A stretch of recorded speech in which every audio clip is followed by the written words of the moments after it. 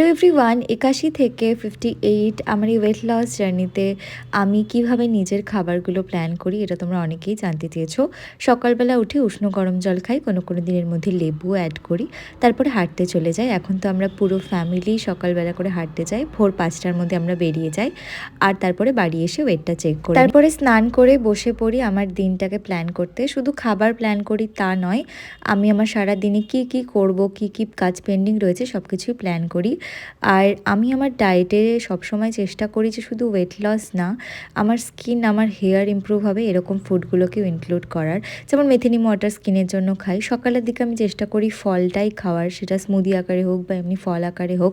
আর আমার লাঞ্চটা সবসময় ব্যালেন্স ডায়েট হয়, এর মধ্যে সব কিছু থাকে, carbohydrate, protein, fat, fibre, probiotics সব কিছু থাকে। আমার হেয়ার ফলের জন্য ফ্ল্যাক্স সিডসের লাড্ডুগুলো খাচ্ছি রিসেন্টলি। ডিনার আমার সবসময় লাইট, আর আমি চেষ্টা করি দিনে 3 থেকে 4 লিটার জল খাওয়ার। Thanks for watching.